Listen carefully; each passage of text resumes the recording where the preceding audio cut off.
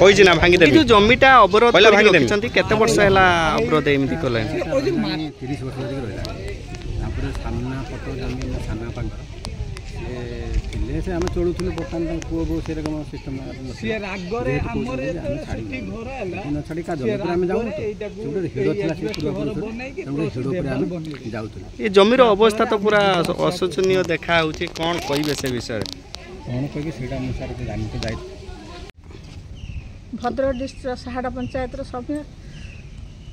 କ'ଣ ହେଇଛି ଘଟଣା? ଆଜି ତହସିଲଦାର ଆପଣଙ୍କ ଗାଁକୁ ମୁଁ ଜଣେ ଆଶା କର୍ମୀ ଅଟେ ଏବଂ ଜଣେ ବାସିନ୍ଦା ଅଟେ। ତେଣୁକରି ମୁଁ ଶାଶୁ ଘରୁ ଆସିକି ନିର୍ଯାତନା ପାଇକି ବାପ ଘରେ ଆସିକି ରହିଥିଲି।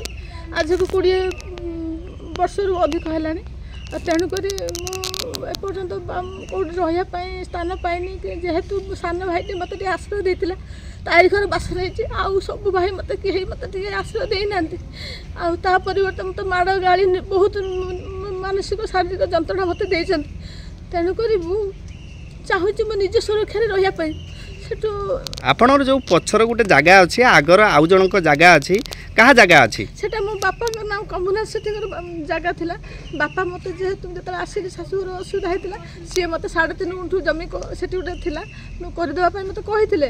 କିନ୍ତୁ 3.5 ଗୁଣ୍ଠରୁ ସେଠି ଦି ଭାଇ ସୁଧାକର ସେଠି ଭାସ୍କର ସେଠି ସେଠି ଅପୋଜ କଲେ ଯେ ଆମେ ଭାଗ ଦମନୁ।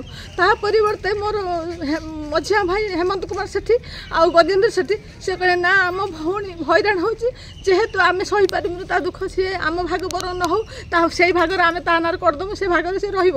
ଆଉ ତେଣୁକରି ସିଏ ଆଜି ଯେଉଁ ତହସିଲଦାର ଆସିଲେ କ'ଣ ଡିସାଇଡ୍ କଲେ ଯେ ଯେହେତୁ ଆଜିକୁ 20 ବର୍ଷ ହେଲା ମୁଁ ଘର କଲିଣି, ସିଏ ମୋତେ ରାସ୍ତା ଛାଡ଼ି ନଥିଲେ। ରାସ୍ତା ଯେହେତୁ ଯେଉଁ ପଡ଼ିଶା ଲୋକଙ୍କୁ ନେଇକି ଯାଇଥିଲି ପଟ୍ଟାପାଉତି କରିବା ପାଇଁ, ଯେତେବେଳେ ରେକର୍ଡ଼ କରିବା ପାଇଁ, ସିଏ ପଡ଼ିଶା ଲୋକ ସେଠି ମନା କରିଦେଇଥିଲେ। ଯେହେତୁ ମୋତେ ଅଡ଼ୁଆରେ ପକାଇବା ପାଇଁ ମୁଁ ଜାଣିନଥିଲି। ସେ ଏବେ କ'ଣ କହିଲେ ତହସିଲଦାର? ବର୍ତ୍ତମାନ ତହସିଲଦାରଙ୍କୁ ମୁଁ ଧନ୍ୟବାଦ ଦେବି। ତହସିଲଦାରଙ୍କୁ ଯାଇକି ଦୁଃଖ ଜଣାଇଥିଲି। ଯେହେତୁ ମୋର ସାମ୍ନା ପଟ ଲୋକ ତାଙ୍କର ଚଳିବା ପାଇଁ ସୁବିଧା ଅଛି, ରୋଡ଼ ଅଛି। ମୋ ପାଖକୁ ଯିବା ପାଇଁ ମଝି ବିଲର ଘର ସେଠି କହିଲେ ରାସ୍ତା ଦେବେ ବୋଲି। ହଁ ରାସ୍ତା ଦେବେ ବୋଲି କହିଲେ। ମୁଁ ସାର୍ଙ୍କୁ ବହୁତ ବହୁତ ଧନ୍ୟବାଦ ଦେବି, ବହୁତ ବହୁତ ଧନ୍ୟବାଦ। ମୋ ନାଁ ଗଜେନ୍ଦ୍ର ସେଠୀ। ମୁଁ ସାହାଡ଼ା ପଞ୍ଚାୟତରେ ବାସିନ୍ଦା। ମୋର 1 ନମ୍ବର ୱାର୍ଡ଼। ମୋ ବାପାଙ୍କ ନାଁ କମ୍ବୁନାଥ ସେଠୀ। ଆଉ ଆମର ଏଇଠି ଗୋଟେ ଜାଗା ରହିଛି। ସାମ୍ନା ଜାଗା ହେଉଛି ଆମ ସାନା ବାପାଙ୍କର। ସେ ହେଉଛନ୍ତି ଭିକାରୀ ଚରଣ ସେଠୀ। ତାଙ୍କ ପଛକୁ ଆମ ଜାଗା ହେଉଛି ବାପାଙ୍କର କମ୍ବୁନାଥ ସେଠୀଙ୍କର। ସେ ଜାଗାର ଆଜିକି 30 ବର୍ଷ ହେଇଗଲା ଚାଷ ହେଇପାରୁନାହିଁ। ସେ ସାନା ବାପା ଦେହାନ୍ତ ପରେ ତାଙ୍କ ପୁଅ ଆଉ ତାଙ୍କ ବୋହୂ ଆମକୁ ବହୁତ ବାଡ଼ ଫାଡ଼ ବୁଝି ଦେଉଛନ୍ତି। ଆମକୁ ଯିବା ପାଇଁ ରାସ୍ତା ଫାସ୍ତା ଦେଉନାହାନ୍ତି, ଯାହାଫଳରେ ଆଜିକି 30 ବର୍ଷ ହେଇଗଲା ସେ ଜମିର ଚାଷ ହେଇପାରୁନାହିଁ। ସେ ଜମିର କିଛିଟା ଅଂଶ ଆମ ଭଉଣୀକୁ ଦିଆଯାଇଥିଲା ସେ ଘର କରିବା ପାଇଁ। ମୋ ଭଉଣୀ ସେଠି ଘର କରିଥିଲେ। 1.5 ଲକ୍ଷ ଟଙ୍କା ସାରିକି ଘର କରାହେଇଥିଲା। ତା ପରିବର୍ତ୍ତେ ତା ଘର ସାମ୍ନାରେ ବାଡ଼ ବୁଝି ଦିଆଗଲା। ଏ ନେଇକି ଯେତେବେଳେ ବାଡ଼ ବୁଝିଲେ ଏଇସବୁ ଘଟଣା ଘଟିଲା, ଆପଣ ଥାନାରେ ଅଭିଯୋଗ କରିଥିଲେ? ଆଜ୍ଞା। ଥାନାବାଲା କ'ଣ କହିଲେ? ଥାନାବାଲାଙ୍କୁ ସିଏ ପଇସା ପତ୍ର ଆକାରରେ ଦେଇକିରି ତାଙ୍କ ମୁହଁ ବନ୍ଦ କରିଦେଇଥିଲେ। ଆଉ ତହସିଲ କି ଆରେଇକି ବି ସେଭଳିଆ ପଇସା ପତ୍ର ଦେଇକି ଚାପ ପକାଇକିରି ଆମ କଥା ସେମାନେ କୌଣସି ହାଲରେ ଶୁଣି ନଥିଲେ।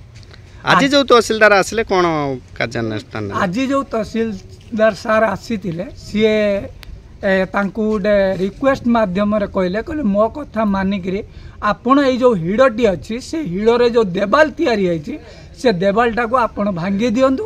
ଯେଉଁ ଲୋକ ସେ ପଛରେ ଘର କରିଥିଲା, ଘର ଭାଙ୍ଗି ଯାଇଛି, ପ୍ଲସ୍ ସେ ଏବେ ଘର କରିବ, ତାକୁ ଯିବା ଆସିବା ପାଇଁ ରାସ୍ତା ଦିଅନ୍ତୁ। ତହସିଲଦାର ଯାହା ବି କହିଛନ୍ତି ତାଙ୍କୁ ମୁଁ ବହୁତ ବହୁତ ଧନ୍ୟବାଦ ଦେଉଛି ଆଉ ବିନମ୍ର ସହିତ ତାଙ୍କୁ ପ୍ରଣାମ କରୁଛି। କିନ୍ତୁ ସିଏ ବହୁତ ଯାହା ବି ସଜେସନ୍ ଦେଇଛନ୍ତି ମୋତେ ବହୁତ ଠିକ୍ ଲାଗୁଛି।